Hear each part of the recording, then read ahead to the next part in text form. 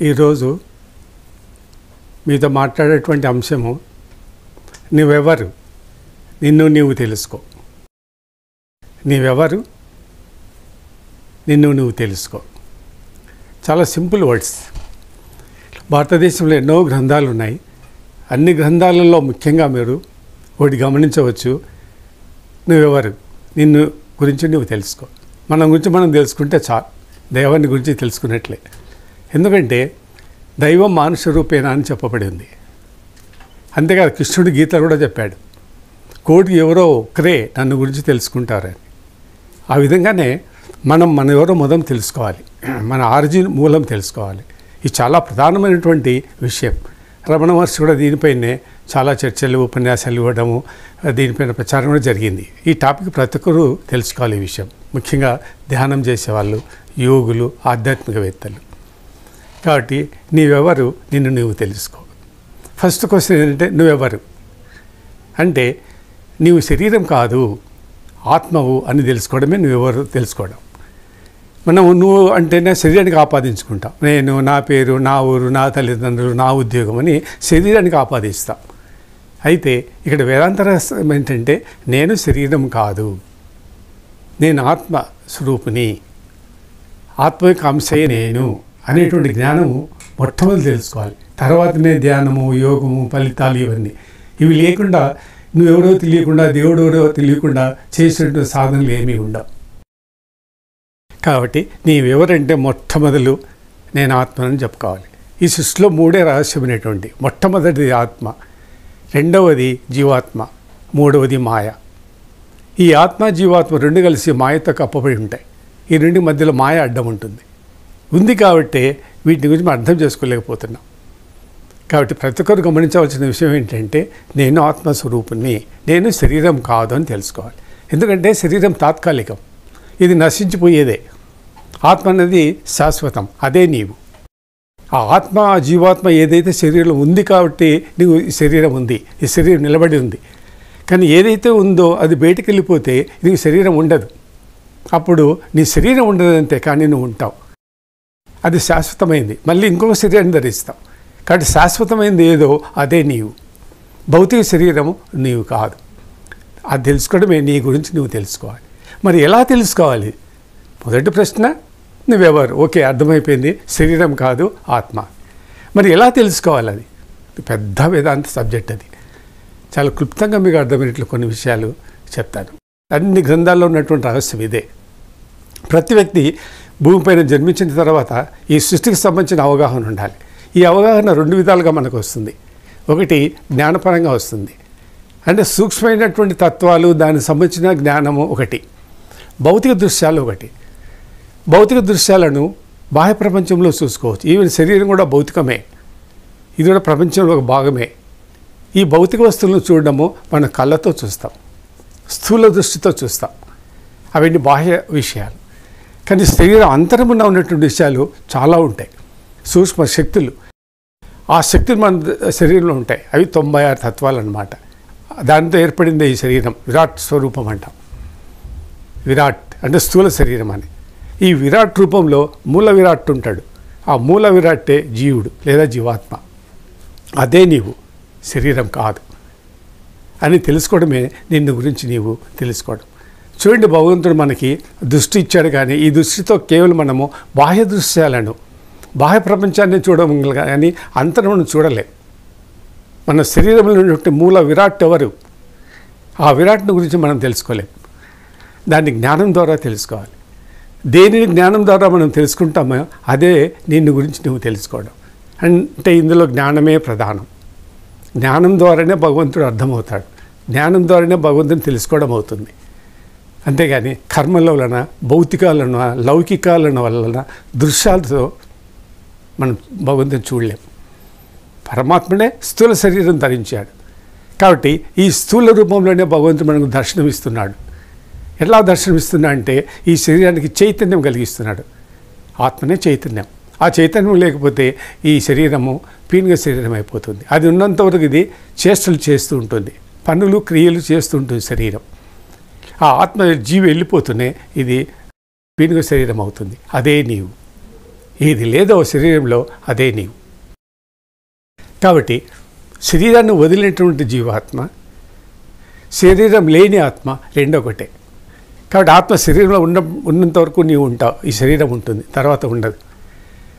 కాబట్టి పీనుగలో ఆత్మ ఉండదు, మనలో ఆత్మ ఉంటుంది. కాబట్టి ఇది చేష్టలు చేస్తుంది, చైతన్యం స్థితిలో ఉంది. దాని గురించే మనం తెలుసుకోవాలి. దేని గురించి తెలుసుకోవాలనో అది మనం తెలుసుకోవడం లేదు. దేని గురించి మనం తెలుసుకోవడం లేదో దాని గురించి ఇప్పుడు మనం తెలుసుకోవాలి. అదే ఆత్మజ్ఞానం. జ్ఞానం ప్రధానమైంది. చేష్టలు, కర్మలు, కార్యాలు, కూర్చొని ధ్యానం చేయడము, యోగం చేయడము, ఎన్ని భౌతిక క్రియలు. పరమాత్ముడు ఎవరు, ఎక్కడున్నాడు ఏం తెలియకుండా మనం ధ్యానం చేసేది ఏముంది? కాబట్టి ధ్యానం అంటే అంతర్ముఖం, శరీరం లోపల ఉండేటువంటి తత్వాలను పరిశోధించడమే. 96 తత్వాలు శరీరంలో ఉంటాయి. ఆ 96 తత్వాల యొక్క సమాహారమే ఆత్మ. దాని గురించే నువ్వు తెలుసుకోవాలి. అట్టి దాని గురించి తెలుసుకోవడమే నిన్ను గురించి నీవు తెలుసుకోవడం. జ్ఞానానాం జ్ఞానముత్తమం, అన్నిట్లో ఉత్తమమైందంటే జ్ఞానమే. జ్ఞానం జ్ఞేయం జ్ఞానగమ్యం. నీ జీవితం యొక్క గమ్యం ఏమిటంటే జ్ఞేయమే. జ్ఞేయం అంటే ఆత్మ, పరబ్రహ్మ, పరమాత్ముడు. ఆ జ్ఞేయాన్ని తెలుసుకోవాలి. తత్వజ్ఞానార్థ దర్శనం. తత్వజ్ఞానం ద్వారా మనకు దర్శనం అవుతాడు దేవుడు. తత్వజ్ఞానం అంటే ఆత్మజ్ఞానం. తత్ అంటే పరమాత్ముడు. ఆ పరమాత్మ యొక్క జ్ఞానం నువ్వు తెలుసుకున్నప్పుడే నీ గురించి నువ్వు తెలుసుకున్నట్లు అర్థం, లేకపోతే కాదు. చూడండి, సృష్టిలో ఉన్నటువంటి వస్తువు ఒకటే, అది అవస్తువు. వస్తువు అంటే భౌతికం, అవస్తువు అంటే భౌతిక రూపం లేని వస్తువు. ఆ వస్తువే ఆత్మ. ఆ ఆత్మనంతే సృష్టి అంతా జరిగింది. ఆ ఆత్మ నీలో కూడా ఉంది.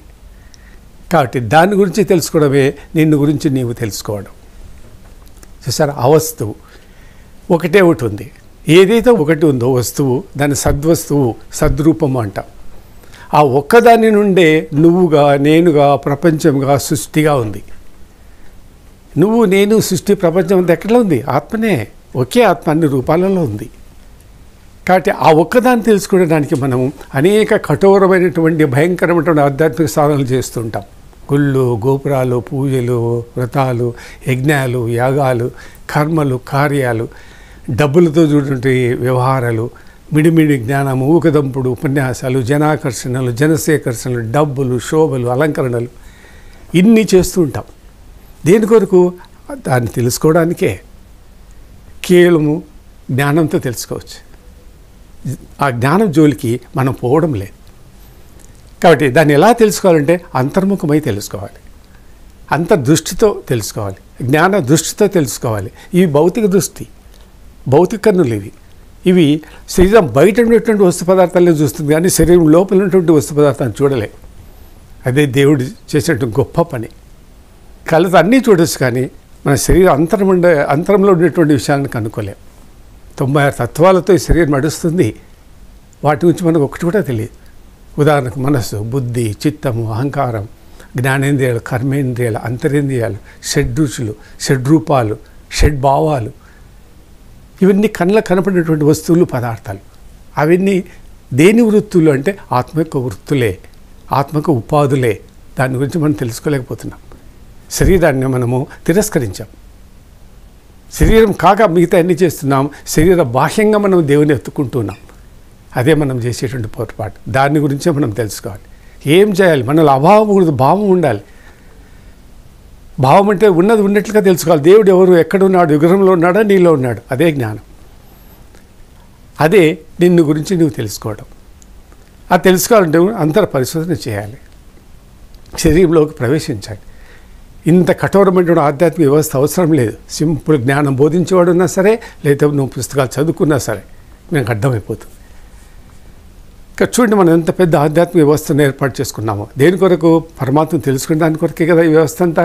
ఆ వ్యవస్థ అంతా మన శరీరంలోనే ఉంది కదా. మరి బయట వ్యవహారాలు, భౌతిక వ్యవస్థలు, లౌకికాలు ఎందుకు? అది తెలుసుకోవడమే నిన్ను గురించి నీవు తెలుసుకోవడం. చూసారా? కాబట్టి నేనెవరు, నువ్వెవరు, నీ గురించి నువ్వు తెలుసుకునే తలంపు ఎక్కడ పుడుతుందో ఆ తలంపుని గురించి తెలుసుకోవడమే నిన్ను గురించి నువ్వు తెలుసుకోవడం. ఏది ఆ తలంపు అంటే మనస్సు. ఆ మనస్సు ఏంటంటే పరమాత్మ యొక్క అంశే. కృష్ణుడి గీతలో చెప్తాడు, ఇంద్రియాలలో మనస్సు నేనే అంటాడు. ఆ మనస్సు ఎవరు? పరమాత్ముడే. ఈ మనసు ఒక వస్తువు కాదు, ఒక పదార్థం కాదు, మనకు కనపడదు, ఒక శక్తి అది. కానీ మనసు లేదా? ఉంది. మనము నిత్య జీవితంలో పదాన్ని వాడుకుంటున్నాం. మరి ఎక్కడుంది ఆ శరీరంలో? దాని గురించి జ్ఞానం ద్వారానే తెలుసుకోవాలి. కాబట్టి నువ్వు అనే ఒక వ్యక్తి కాదు. కాబట్టి ఒక కుటుంబ వ్యవస్థ ఉంది, అది కుటుంబ వ్యవస్థ కాదు. జీవునికి సంసారం అది. జీవుడు ఈ లోకంలో ఉండడానికి ఒక సంసారము ఈ శరీరం. కాబట్టి వాడు అక్కడున్నాడు, వీడు ఇక్కడ ఉన్నాడు, నా కుటుంబం ఇది, నేను దూరంగా ఉన్నాను, సమాజానికి దూరంగా ఉన్నాను, వానికి దూరంగా ఉన్నాను, దేవుడు ఎక్కడో దూరంగా ఉన్నాను అనుకుంటూ ఉంటాం. అవన్నీ కావు. మనంతా సృష్టి, నువ్వు, నేను, ఇదంతా జగత్ అంతా ఎక్కడుందంటే పరమాత్మలోనే ఉంది. పరమాత్మకు పుట్టలోనే ఉన్నాం. మనం కూడా పరమాత్మను పుట్టలోనే ఉన్నాం, ఎక్కడ లేము. గుర్తుపెట్టుకుని మనం దేవుని ఎక్కడో వెతుకుతున్నాం, శరీరం బయట వెతుకుతున్నాం, దేహ బాహ్యంగా వెతుకుతున్నాం, బయట ఎక్కడ లేడు, నీ శరీరంలోనే ఉన్నాడు. మనమంతా పరమాత్మని పుట్టలోనే జీవిస్తున్నాం. అణువు, ఆ అణువులోనే మనం ఉన్నాం. ఆ అణువే పరమాత్ముడు. సూక్ష్మాణువు, దైవకణము అంటాం, దాన్ని దేవకణం అంటాం, బ్రహ్మకణము అంటాం, జీవకణము అంటాం, సృష్టి బీజం అంటాం. ఆ సృష్టి బీజంలోనే మనమంతా ఉన్నాం. పరమాత్ముడు మనం చూస్తున్నాడు, కానీ మనం పరమాత్మను చూడడం లేదు. అదే నువ్వు తెలుసుకోవాల్సిన విషయం. కానీ ఏది తెలుసుకోవాలనో అది తెలుసుకోవడం లేదు. ఏది మనం తెలుసుకోకూడదు, అవసరం లేదో దాని గురించి తెలుసుకుంటున్నాం, దాని గురించి కార్యక్రమాలు చేస్తున్నాం. అదే మనం చేసేటువంటి తప్పు. కాబట్టి జీవవేద బ్రహ్మయో భవతి, నీలో ఉండేటువంటి దేవుడే పరమాత్ముడు. ఆ జీవుని గురించి తెలుసుకో. జీవ జ్ఞానమే బ్రహ్మజ్ఞానం. నువ్వు ఆ బ్రహ్మను పొందడానికి ఎన్నో కార్యక్రమాలు, తపస్సులు, కఠోర సాధనలు, ఆధ్యాత్మిక వ్యవస్థ అవసరం లేదు. జస్ట్ జ్ఞానము. నీ అంతర్ముఖం దర్శించుకో. మౌనంగా లోపలికి నువ్వు విచారణ చేయి. ఆ విచారణలో నీకు భగవంతుడు అర్థమవుతాడు. బాహ్య ప్రపంచంతో మిథ్య, మాయ, అదంతా నశించిపోయేటివే. శాశ్వతంగా ఉండేది నువ్వే. నువ్వు శరీరం కాదు, నువ్వు శాశ్వతనివి. ఆ శాశ్వతత్వం గురించి తెలుసుకో అనేటువంటి భావమే నిన్ను గురించి నువ్వు తెలుసుకోవడం. చూడండి, ఈ ప్రపంచంలో మనం సాధించవలసినన్ని సాధించిన తర్వాత, పొందవలసినన్ని పొందిన తర్వాత, అనుభవించవలసినన్ని అనుభవించిన తర్వాత, ఇంకా జీవితంలో ప్రతి ఒక్కరికి జీవితం ఎండింగ్ లోపల ఒక విషయం మాత్రం మిగిలే ఉంటుంది. అదేంటంటే నిన్ను గురించి నువ్వు తెలుసుకోవడమే. నువ్వు పెద్ద సైంటిస్ట్గా, పెద్ద జ్ఞానివిగా కైనా జీవితంలో ఎండింగ్ ఒకటి మిగిలే ఉంటుంది తెలుసుకునేది. అది ఏంటంటే నిన్ను గురించి నువ్వు తెలుసుకోవడమే. దాన్ని మనం తెలుసుకోవడం లేదు. అంటే మనం ఎక్కడి నుంచి వచ్చాము, ఎవరము, మన రాకపోకలేంటి, ఎక్కడి నుంచి మనం వచ్చాము, మళ్ళీ ఎక్కడ పోతున్నాము, ఈ సృష్టి ఏంటి, ఈ సృష్టికి, నేచర్కి, ప్రకృతి, దేవునికి, శరీరానికి సంబంధం ఏమిటి, ఇవన్నీ విచారణ చేయాలి. నీ విచారణ చేయడమే నువ్వెవరో నీకు అర్థమవుతుంది. వీటి గురించి ఆలోచించకుండా నీ గురించి నువ్వు అర్థం చేసుకోలేవు. నువ్వు ఏదో మనిషిని, సాధారణమైన వ్యక్తిని, భౌతిక రూపంలో ఉన్నాను అనుకుంటుంటావు. కాదు, నువ్వు శరీరమే కాదు, నువ్వు ఆత్మ.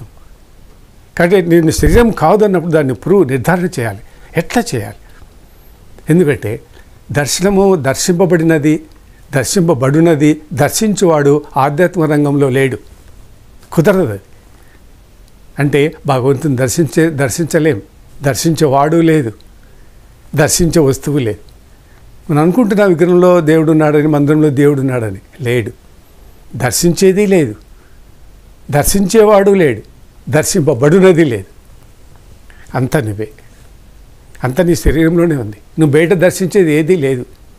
ఎందుకంటే పరమాత్ముడు స్థూల శరీరాన్ని ధరించాడు. స్థూల రూపంలోనే నీకు భగవంతుడు దర్శనమిస్తాడు, కానీ శరీరం బయట దర్శనం అన్నది కుదరదు. ఆధ్యాత్మిక రంగంలో మనం పొరపాటు పడుతున్నాం. ఎందుకంటే జ్ఞానం లేక, అజ్ఞానంలో ఉన్నాం. కాబట్టి శరీరం బయట మనం దేవుని ఎతుకుతున్నాం. అది తెలుసుకోవడమే నిన్ను గురించి నీవు తెలుసుకోవడం. తెలుసుకునేది ఉన్నంత వరకు తెలుసుకునేవాడు, తెలియబడినది ఉంటాయి. ప్రతి వ్యక్తి సృష్టిలో పుడుతున్నాడు. పుట్టిన తర్వాత వాడు తెలుసుకోవాల్సిన విషయం ఒకటి ఉంటుంది. అదే తెలుసుకోవలసిన విషయం. దాని గురించి ఎవరు తెలుసుకోవాలా? తెలియబడివాడు ఉండాలి. కాబట్టి నువ్వు దాని గురించి తెలుసుకోవాలి. ప్రతి వ్యక్తి తెలుసుకోవాలి. కాబట్టి ప్రతి వ్యక్తి ఆత్మ గురించి తెలుసుకున్నంత వరకు ఆ తెలియబడినది ఏదిందో అది అట్లే ఉంటుంది. కాబట్టి తెలిసిన వస్తువు దాన్ని ప్రతి వ్యక్తి తెలుసుకున్నంత వరకు ఆ వ్యక్తికి అది కొత్తదే. సృష్టిలో ప్రతి వ్యక్తి దాని గురించి తెలుసుకోవాలి. కానీ ఎంతమంది తెలుసుకుంటున్నారు అనేది ఇప్పుడు ప్రశ్నార్థకం. ఎందుకంటే ఆ జ్ఞానం మనకు లేదు. అందుకే గీతలో కృష్ణుడు చెప్తాడు, చింతించవలసిన గురించి చింతించాల్సిన అవసరం లేదు. శాశ్వతమైనది, నిత్యమైనది ఆత్మ ఉంది. దాని గురించి విచారించు. ఇంకా నువ్వు విచారించవలసినది, ఆలోచించవలసినది ఏ విషయమూ లేదు జీవితంలో. ఆ పరమాత్మ ఒక్కరి గురించి తెలుసుకో. ప్రాణం, ఊపిరి, నీ ఊపిరి పోయే లోపల దాన్ని తెలుసుకో అంటాడు. చూడండి, అది కాక మనం ఎన్నో విచారిస్తున్నాం, ఎన్నో కార్యక్రమాలు చేస్తున్నాం, కానీ దాని దగ్గరికి పోవడం లేదు. జీవో బ్రహ్మ, ప్రాణో బ్రహ్మ. ఏ జీవం నీ శరీరంలో ఉందే అతడే పరమాత్ముడు. ఆ పరమాత్మ గురించే మనం తెలుసుకోవాల్సింది, ఆ జీవం గురించే మనం తెలుసుకోవాల్సింది. సనాతనమైనటువంటి నా అంశయే జీవలోకంలో జీవుడుగా ఉన్నాడు అని అంటాడు కృష్ణుడు. సనాతనమైనటువంటి నా అంశ అంటే పరమాత్మ యొక్క అంశయే జీవలోకంలో జీవుడుగా ఉన్నాడు అంటే మన శరీరం జీవుడుగా ఉన్నాడు అంటే అప్పుడు నువ్వెవరు? ఆ పరమాత్మక అంశయే, ఆ రూపమే, ఆ శక్తే నీలో ఉంది. దాని గురించే మనం తెలుసుకోవాలి. కాబట్టి ఎవరైతే భగవంతుని గురించి తెలుసుకోవాలనుకుంటారో వాళ్ళు శరీరం ద్వారానే తెలుసుకోవాలి, వేరే మార్గము లేదు. కాబట్టి నేను అనురూపమున ఉన్నది శరీరంలో ఎవరు? నేను అనే పదార్థాన్ని మీరు ఎప్పుడైనా చూసారా? లేదు. ఆత్మ యొక్క ఈ ఆత్మయే నీవు. ఆత్మ యొక్క ఈ ఆత్మ అంటే మన శరీరంలో ఉండేటువంటి ఆత్మ. కాబట్టి ఆత్మ యొక్క ఈ ఆత్మయే నీవు. ఈ ప్రకారంగా నువ్వు ఎవరు అంటే నేను శరీరం కాదు అనేటువంటి ఆన్సరు మీ దగ్గర ఎప్పుడు ఉండాలి. ఇంకా వేరే విషయాలు ఆలోచించకూడదు. భౌతిక వ్యవస్థ లేదు, సూక్ష్మ వ్యవస్థనే ఉండేది. ఈ శరీరం భౌతికం కానీ నశించిపోయేదే. మరి ఎలా తెలుసుకోవాలంటే ఆ ఆత్మ యొక్క తత్వము, జ్ఞానం మీలో ఉంటే మనం ఈ విషయాన్ని తెలుసుకోవచ్చు. జ్ఞాన విచారణే నీవు. నువ్వెవరంటే నిన్ను గురించి నువ్వు తెలుసుకోవడమే. కాబట్టి ఇందులో తెలుసుకునేవాడు, తెలుసుకునేది రెండు నీవే. కాబట్టి తెలుసుకుంటున్నావు నీవే, కాబట్టి ఆ తెలుసుకున్న బడువాడు నువ్వే. ఆ రెండు నీవే అంటే నిన్ను గురించి నువ్వు తెలుసుకుంటున్నావు అని. ఎలా తెలుసుకుంటా అంటే జ్ఞానం ద్వారా నువ్వు తెలుసుకోవాలి. ఆత్మజ్ఞానం. ఆ అంటే నీవు, నేను అని. మా అంటే పరమాత్ముడు అని. అంటే నేను పరమాత్ముని, అహం బ్రహ్మోస్మి, నేను బ్రహ్మను అని అనుకోవడం అన్నమాట. కాబట్టి ఆత్మ అనేటువంటి మీనింగ్ అది. అహం బ్రహ్మోస్మి నుంచి వస్తుంది అనమాట. నేను బ్రహ్మను అంటే ఆత్మ, బ్రహ్మ యొక్క అంశే ఆత్మ. నాహం త్వమసి, నేనేది కాదు, అంత ఆత్మనే అని చెప్పడం. ఇంకా మనం సోహం అనే మంత్రం ఉచ్చరిస్తూ ఉంటాం. సోహం అంటే జీవుడు. సోహం అనే శబ్దాన్ని ఉచ్చరించేది ఎవరు? జీవుడు. సో అంటే నీవు, నేను. హం అంటే ఆత్మ. ఆ యొక్క ఊపిరి, ఆ యొక్క శ్వాస ఏదైతే బయటకు వస్తుందో అది చేసేది ఎవరంటే జీవాత్మనే, నీవు కాదు. నువ్వు శ్వాస పీల్చడం లేదు. ముక్కు బీడ ఆకారమే ఇది. ఆ పీల్చేది లోపల ఎవరు? అదే నీవు. ఆ పీల్చేదే జీవుడు, మాట్లాడేదే జీవుడు, చూసేదే జీవుడు. ఈ విధంగా నువ్వెవరో నీ శరీర విచారణ చేసుకోవాలి. ఆ విచారణ చేసినప్పుడే నువ్వెవరో అని అర్థమవుతుంది. అప్పుడు నేను శరీరం కాదు పరమాత్ముడు అని అర్థమవుతుంది. ఇట్లా జ్ఞాన విచారణకు మనం వెళ్ళాలి. అదే మనం ఇంకా చూసుకోండి, ఈ శరీరం పూర్తిగా దహనం అయిపోయిన తర్వాత, మరణించిన తర్వాత చివరకు శేషించి ఉండేది ఏది? చివరికి ఏం మిగిలి ఉంటుంది? ఎముకలు మిగిలి ఉంటాయంటాం. కాదు, శరీరం అంతా నశించిన తర్వాత మిగిలి ఉండేది జీవాత్మనే, అదే నీవు. అది తెలుసుకోవడమే నిన్ను గురించి నీవు తెలుసుకోవడం. నీవు మరణించిన తర్వాత దేని గురించి మనం విచారిస్తున్నామో అదే నీవు. కాబట్టి ఒక వ్యక్తి మరణించిన తర్వాత దేని గురించి విచారిస్తాం? జీవుని గురించే విచారిస్తాం, అంతేగాని వ్యక్తిని గురించి విచారించాం. ఆ వ్యక్తి శరీరం చనిపోయింది, దాన్ని కాల్చివేస్తారు, ఆ శరీరం సంగతి అయిపోయింది. కానీ నీలోండి జీవుడు ఎక్కడ పోయాడు? జీవాత్మ ఎట్టిపోయింది? అది శాశ్వతం, అదే నీవు. ఆ నువ్వెవరో నువ్వు తెలుసుకోవాలి. కాబట్టి శరీరం ఉన్న జీవాత్మ ఏది ఉందో, శరీరం లేని ఆత్మ ఏది ఉందో ఆ రెండు ఒకటే. మరణించిన తర్వాత దేని గురించి మనం ఆలోచిస్తున్నామో అదే నీవు. జీవించినప్పుడు ఆలోచించేది లేదు. మరణించిన తర్వాత ఏది మిగిలిందో అదే నీవు. దాని గురించి ఆలోచించాలి మనం. అందుకే మనం భూతం అంటాం. భూతం అంటే దయ్యం భూతం కాదు. భూతం అంటే భూతకాలం. అంటే భూతకాలంలో ఏ శరీరంలో జీవాత్మ ఉండిందో మరణించిన తర్వాత జీవాత్మ ఆ శరీరం గురించి వెతుకుతూ ఉంటుంది, గత శరీరాన్ని గురించి వెతుకుతూ ఉంటుంది. ఆ విచారణ చేసేది ఎవరంటే నువ్వే. నీవు లేకపోయినా నీ జీవాత్మ ఉంది, అది విచారణ చేస్తూ ఉంటుంది. దాని గురించి తెలుసుకోవడమే ఇది. కాబట్టి గుర్తుపెట్టుకోండి, ఏది ఉంటే ఏవి ఉన్నాయో అంటే ఏది ఉంది అంటే జీవాత్మ నీవే. నీవు ఉంటేనే శరీరంలో ఇంద్రియాలన్నీ పనిచేస్తుంటాయి. మనసు, బుద్ధి, చిత్తము, అహంకారం ఇవన్నీ పనిచేస్తుంటాయి. నీవు లేకపోతే శరీరం పీనుగ శరీరం అవుతుంది. కాబట్టి ఏది నువ్వు? శరీరం కాదు. ఏది ఉంటే ఏవి శరీరంలో ఉంది, ఏదో ఒకటి ఉంది కాబట్టి శరీరం నడుస్తుంది. అది ఏంది? అదే నువ్వు, శరీరం కాదు. చూసా? కాబట్టి శరీరంలో ఏదో ఒక ఆకర్షణ శక్తి ఉంది, విలక్షణమైన శక్తి ఉంది. ఏంటిది ఆ విలక్షణమైన శక్తి అంటే? ఆత్మశక్తి, జీవశక్తి, ప్రాణశక్తి. ఆ ప్రాణశక్తివే నీవు. ఆ ప్రాణశక్తి నీ శరీరం ఉన్నా ఉంటుంది, లేకపోయినా ఉంటుంది. నీ శరీరం పోయిన తర్వాత ఆ ప్రాణశక్తి ఇంకొక శరీరంలోకి పోతుంది. కాబట్టి ఆ ప్రాణశక్తియే శాశ్వతమైంది. సా ఆత్మ తత్వమసి, ఏ ఆత్మ ఉందో ఆ ఆత్మవే నీవు అని మనకు ఉపనిషత్తులు ఇవన్నీ చెప్పబడినాయి. జీవాత్మ పరమాత్మ రహస్యాలన్నీ ఉన్నాయి. కాబట్టి నువ్వెవరంటే ఆత్మస్వరూపునివే. కాబట్టి నువ్వే నేను అనాలి. అంటే 2 ఏళ్ళు ఇట్లా పెట్టుకోండి, ఈ జీవాత్మ పరమాత్మ. కాబట్టి జీవుడు ఏమనుకుంటాడు? నువ్వే నేను, నువ్వేంటే ఈ పరమాత్మనే నేను అని. కంటే జీవాత్మ పరమాత్మ ఇద్దరు ఒకటే. నువ్వే నేను, నేనే నువ్వు. అంటే ముందు నువ్వే నేను, తర్వాత నేనే నువ్వు అనాలి. ముందు పరమాత్మ, తర్వాత మనం. అతడెవరో నేను కూడా అతడినే, నేనెవరో అతడు కూడా అతడే అని చెప్పి. అతడంటే దేవుడు, అతడే నేను. కాబట్టి ముందు అతడిని గురించి చెప్పుకొని మళ్ళీ మనవుల గురించి చెప్పుకోవాలి. అప్పుడు అర్థమవుతుంది. కాబట్టి అహం ఇదం అని మనకు వేదాల్లో ఉంది. అహం అంటే నేను, ఇదం అంటే జీవాత్మ. ఈ రెండు వేరు కాదు, రెండు ఒకటే. మనకు వేరు శబ్దాలుగా కనిపిస్తున్నాయి, ఈ రెండు ఒకటే. ఎందుకంటే జీవాత్మ అల్టిమేట్గా పరమాత్మతో కలిసిపోతుంది, అదే అద్వైతం. కాబట్టి ఈ జీవాత్మ చివరికి పరమాత్మలో కలిసిపోతుంది. అప్పుడు ఒకటే ఉంటుంది, అహమే ఉంటుంది, ఇదం ఉండదు. కాబట్టి ఇదం అంటే జీవాత్మ, జీవాత్మ ఆత్మలో కలిసిపోతుంది. కాబట్టి లైఫ్లో అప్పుడో వారు మీ చివరికి మిగిలేదు ఒకటే, నువ్వే మిగులుతావు. నువ్వంటే శరీరం కాదు, ఆత్మనే మిగులుతుంది, జీవాత్మ ఉండదు. జీవాత్మ శరీరం వదిలి వెళ్ళిపోతుంది. అహం ఇదం అని అర్థం. కాబట్టి ఓ మారు చూడండి, మీరు బాగా ఆలోచన చేయండి. ధ్యానం చేసేటప్పుడు డీప్గా మీ శరీరంలో కలిసి మీ ఆలోచన థాట్స్ వచ్చేటి ఆత్మక్షేత్రం పైన ఉండాలి. దేనిపైన వస్తు పదార్థాలు భౌతిక విషయాలు కాదు, ఆత్మక్షేత్రం. ఆ క్షేత్రంలో ఆత్మ ఉంటుంది. మీ ఆత్మక్షేత్రం దగ్గరికి వెళ్ళి మీరు ఆత్మనే నమః, అంతరాత్మనే నమః, పరమాత్మనే నమః అనేటువంటి శ్వాస శబ్దాలు చేయండి. మీకు ఆ ఆత్మక్షేత్రం నుంచి ఒక శబ్దం బయటకు వస్తుంది. కాబట్టి నువ్వే అక్కడ ఆత్మక్షేత్రం యొక్క తలుపులు తట్టండి. తట్టే ఎవరక్కడ అని శబ్దం వస్తుంది, నేనే అని వస్తుంది. నేనే అంటే ఎవరు అంటే శుద్ధాత్మనే నీ ఆత్మ అని శబ్దం వస్తుంది. చూడండి, బాగా గమనించండి.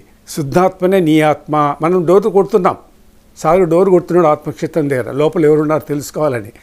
అప్పుడు లోపల వచ్చే శబ్దం అదే, శుద్ధాత్మనే నీ ఆత్మ, నేను శుద్ధాత్మను, పరమాత్మను, నీలో ఉండేది నా ఆత్మనే అని అర్థం. చూడండి, అన్ని మర్మాలు ఉన్నాయి వేదాంత రహస్యాల పదాలలో. ఇదే మాదిరి రాముడు వశిష్ఠుని దగ్గరికి వెళ్తాడు రాత్రి 12 గంటల సమయంలో. వశిష్ఠుడు నిద్రపోతుంటే ఆయన కుటీరం ఒక తలుపులు తడతాడు రాముడు. అప్పుడు వశిష్ఠుడు లోపల నుంచి ప్రశ్న వేస్తాడు, ఎవరు అని. అప్పుడు రాముడు చెప్తాడు, నేనే అంటాడు. నేనే అంటే ఎవరు అంటాడు. అంటే అది తెలియక నీ దగ్గరికి వచ్చాను స్వామి, గురువుగారు అని అంటాడు రాముడు. పెద్ద పెద్ద మహానుభావులు కూడా ఈ వేదాంతం తెలియదు. సా ఆత్మ తత్వమసి శ్వేతోపనిషత్తులో ఉంది గురించి. ఏ ఆత్మ నీలో ఏ ఆత్మ ఉందో అదే నీవు, వేరే కాదు. చూసారు, తస్సైవాహం అంటే నేను అతని వాడను. ఏ జీవాత్మ ఉందో ఆ జీవాత్మ నీ సొంతం కాదు, అతని వాడను. ఎవరి వాడను? దేవుని వాడను అని. త్వవైవాహం నేను నీ వాడను. ఏ జీవి నీలో ఉందో అది నా సొంతం కాదు, అది పరమాత్మకు రూపమే. నేను నీ వాడనే. చూడండి శ్లోకాల భావాలు వేదాలలో ఎలా ఉన్నాయో. త్వమేవాహం నేనే నీవు, నేనే నీవు, నువ్వే నేను. రెండు వేరువేరుగా లేవు. అల్టిమేట్గా జీవాత్మ పరమాత్మను కలిసిపోవాల్సిందే. చివరికి మిగిలేదు పరమాత్మ ఒకటే. అదే అద్వైత సిద్ధాంతం. ఆత్మతత్వం ఒకటే మిగులుతుంది. అన్ని శరీరము జీవుడు నశించిపోతాయి. చివరికి మిగిలేదు ఒకటే. మమైవాహ నువ్వే నేను, నేనే నీవు. చూసారా? కాబట్టి ఇంకా మనం చెప్పుకుంటూ పోతే సానా ఓ ఆహం అంటాడు అనమాట. సానా అంటే అతడు నేనే, నీవు నావాడివి. ఇట్లా వేదాంతం ఒక్కొక్క పదం అక్షరాలలో ఎంతో లోతైన భావాలు ఉన్నాయి. ఆ లోతైన భావాలన్నీ బయటకు తీయాలి. తీస్తే కానీ మనం ఎవరో మనకు అర్థం కాదు. అంటే దీన్ని జ్ఞానం ద్వారానే తెలుసుకోవాలి. జ్ఞానం బోధించేవాడు ఉండాలి. ఆత్మతత్వాన్ని, జీవతత్వాన్ని, పరమాత్మతత్వాన్ని బోధించేటువంటి జ్ఞానం ఎవరి దగ్గర ఉందో వాడు ఖచ్చితంగా చెప్తాడనమాట, నువ్వెవరు అని. నీకు శరీరం ఏది? ఇది కాదు శరీరం. కాబట్టి నువ్వు ఆల్రెడీ కప్పబడి ఉన్నావు. నువ్వు శరీరం మళ్ళీ ప్రత్యేకంగా బట్టలు వేసుకునక్కర్లేదు. నువ్వు ఆల్రెడీ కప్పబడి ఉన్నావు. అంటే నీ ఆత్మ చర్మంతో కప్పబడి ఉంది. మళ్ళీ నువ్వు బట్టలతో కప్పబడాల్సిన అవసరం లేదు. అదే నువ్వు. ఈ బట్టలను మనం శరీరానికి కప్పుతూ ఉన్నాం, భౌతికానికి. కానీ ఆత్మ కాదు. ఆత్మకు చర్మము కప్పి ఉంది. అవే నీ బట్టలు. అది దేవుడే తయారు చేసి పెట్టాడు. ఈ విధంగా నీవెవరు, నిన్ను నువ్వు తెలుసుకున్నది ఒక పెద్ద వేదాంతము. గంటల తరబడి మనం మాట్లాడుకుంటూ పోవచ్చు. ఇంకా కొన్ని కొత్త నూతన విషయాలతో మళ్ళీ కలుసుకుందాం. అంతవరకు నమస్తే.